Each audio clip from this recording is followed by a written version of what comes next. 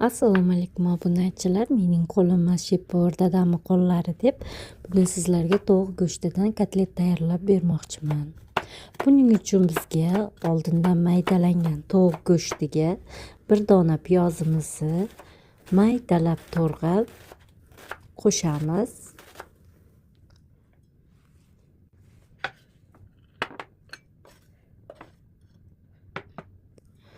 Bunda biz tovuq filesidan foydalanamiz va qizil bulg'or qalampirini, sariq bulg'or qalampirini maydalab kubikcha shaklida to'g'rab qo'shamiz.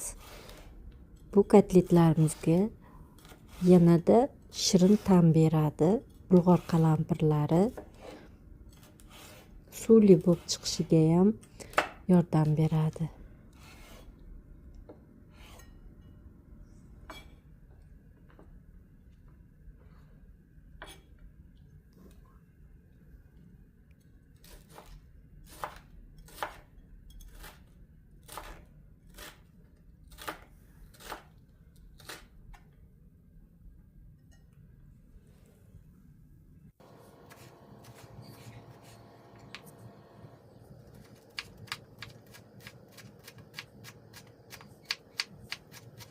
Maydalangan bulg'or qalampirlarini tovuq go'shtiga navbat bilan qo'shamiz. Bularni ham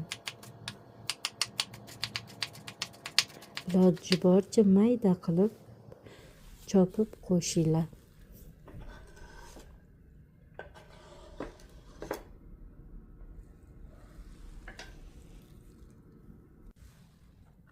Endi bir dona kartoshkamizni mayda bo'laklarga bo'lib, bularni ham choper yordamida maydalab qo'shamiz.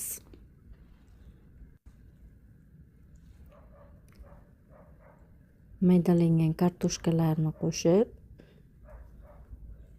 bunga ikkita dona sarimsoq piyozini qo'shdim va sabzini ham maydalab choper qilib qo'shib chiqamiz.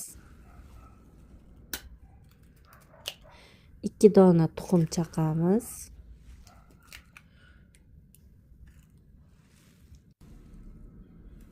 Va tabga ko'ra o'zinglar xohlagan sirlaringdan foydalanishlaring mumkin.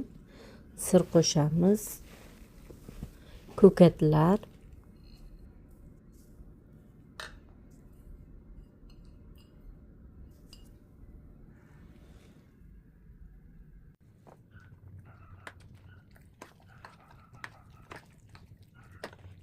hamma massani yaxshilab aralashtirib biriktirib olamiz.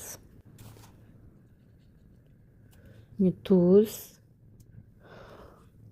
qizil qalampir quritilganidan va aralashmalardan qo'shib yaxshilab aralashtirib olamiz. Massamiz tayyor. Massamizni hamma o'zi xohlagan holatda qolipda o'lchab tayyorlab olishi mumkin. Men shu одноразовый plastmassa idishdan foydalangan holda yumaloq shakl qilib hammasini terib chiqdim. Mana endi pechga 40 minutga 190 gradusda 40 minut pishishini kutamiz. Mana kotletlarimiz tayyor. O'zingiz tabga ko'ra sos bilan xohlasangiz podliv qilib yeyishinglar mumkin. Juda ham sochni va yeyishli, barakali bo'lib chiqdi.